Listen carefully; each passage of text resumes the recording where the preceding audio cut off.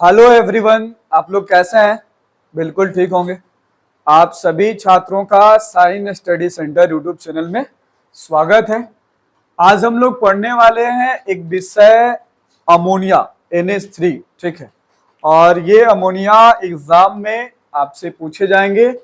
Haber या हावर विधि से ammonia के निर्माण सिद्धांत को क्या कीजिए, बताइए, लिखिए, ठीक है। कहीं कहीं हेबर या हावर लिखा रहता है, उससे आपको घबराने की कोई बात नहीं है। अब ये अमोनिया, सबसे पहले इसके कुछ और बारे में समझ लेते हैं। अमोनिया क्या है? कह रहा कि वर्ग 15 के तत्व हाइड्रोजन N2, ठीक है, और H2 के साथ गर्म करने पर किसकी उपस्थिति में उत्प्रेरक ओम MO होगा या Fe होगा, तब हमें क्या मिलेगा? अमोनिया मिलेगा, NH3 मिलेगा। क्या मिलेगा? NH3 मिलेगा। ये एक उष्माक्षेपी उत्क्रमणीय अभिक्रिया है। कैसा है? उष्माक्षेपी उत्क्रमणीय अभिक्रिया है। इसे व्यापक रूप से व्यापार के तौर पे अधिक मात्रा में ज्ञात करने के लिए हम क्या करते हैं? हेबर या हावर विधि का प्रयोग करते हैं, ठीक। चलिए देखते हैं किस नियम के द्वारा करते हैं। कह कि ले शैथिल्य, कौन सा? ले, एक वैज्ञानिक का नाम है ले शैथिल्य, ठीक है, के अनुसार उच्च ताप और कम दाब पर, उच्च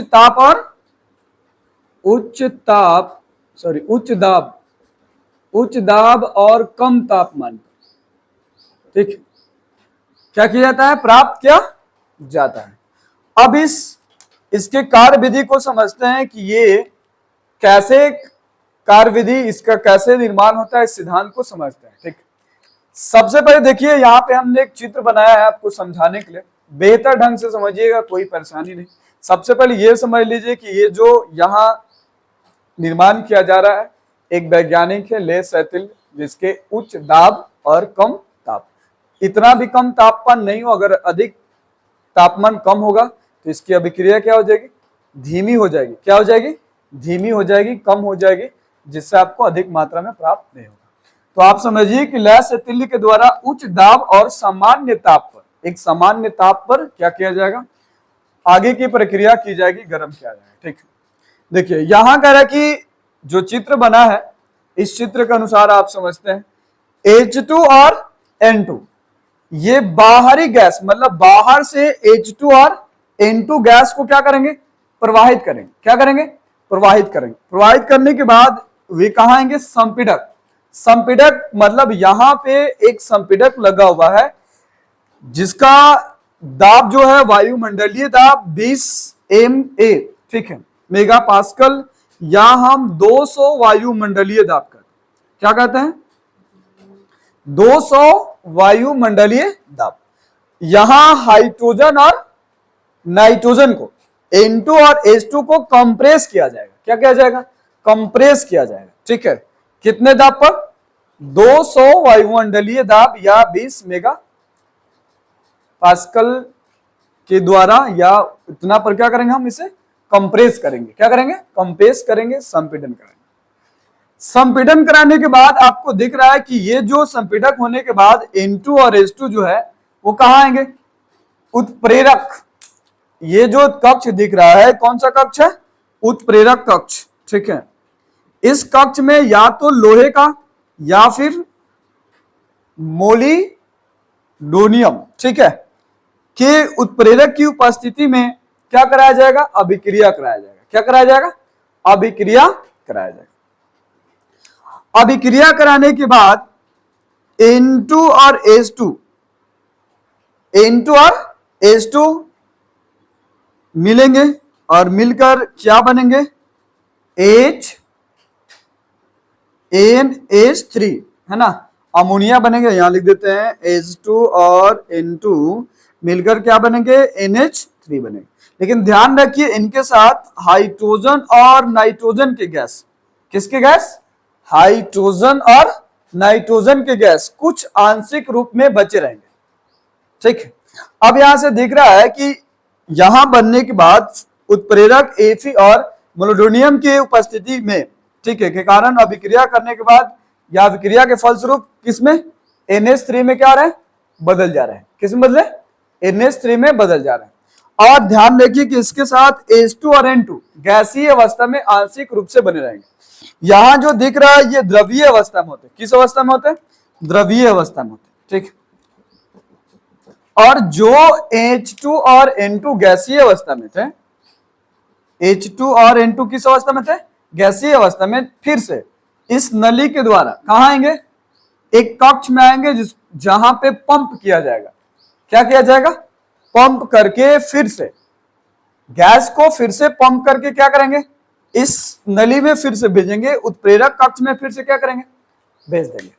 क्या करेंगे, भेज देंगे, जिससे फिर से अभिक्रिया होगी और अभिक्रिया के फलस्वरूप क्या बनेगी, अमोनिया हमें प्राप्त हो गया। और फिर से आंशिक रूप में कुछ मात्रा कम में हाइड्रोजन और फिर क्या मिलेंगे, नाइट्रोजन मिलेंगे।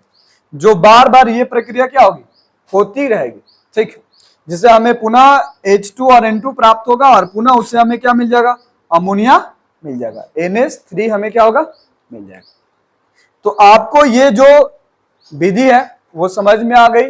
हेबर या हावर विधि से अमोनिया के निर्माण सिद्धांत को लिखे, बहुत भारी नहीं है, बहुत इजी है। हाइड्रोजन और नाइट्रोजन गैस को, हाइड्रोजन और नाइट्रोजन गैस को संपीड़क के साथ, किसके साथ, संपीड़क के साथ 200 वायुमंडलीय दाब, 200 वायुमंडलीय दाब के साथ कंप्रेस किया जाता है, संपीड़न कराया जाता है। संपीड़न के बाद उसे एक कक्षक, उत्प्रेरक कक्षक, किस कक्षक, उत्प्रेरक कक्षक, जहां लोहा मतलब Fe और मोलिब्डेनम एमओ उपस्थित होते हैं, उसकी उपस्थिति में हाइड्रोजन और नाइट्रोजन या नाइट्रोजन और हाइड्रोजन आपस में अभिक्रिया करते हैं और अभिक्रिया के फलस्वरूप क्या बनाते हैं, अमोनिया। क्या बनाते हैं, अमोनिया। और अमोनिया के साथ आंशिक रूप में क्या मिलेंगे, हाइड्रोजन और नाइट्रोजन। क्या मिलेंगे, हाइड्रोजन और नाइट्रोजन। आंशिक रूप में जो गैस है नाइट्रोजन और हाइड्रोजन का, ये बचे रहेंगे, ठीक है। बचने के बाद द्रवीय अवस्था में कहां तक आएंगे, इस कक्षक में आएंगे और यहां से इस कक्षक से हम द्रवीय जो NH3 है क्या करेंगे, बाहर निकाल लेंगे। क्या करेंगे, बाहर निकाल लेंगे। और जो गैस बचे, कौन, नाइट्रोजन और हाइड्रोजन, फिर से पुनः उसे पंप करके एक पंप कक्ष में भेज दिया जाता है और इस पंप कक्ष से फिर से पंप करके कहां भेजा जाएगा, उत्प्रेरक कक्ष में भेजा जाएगा और फिर से अमोनिया बनेगा।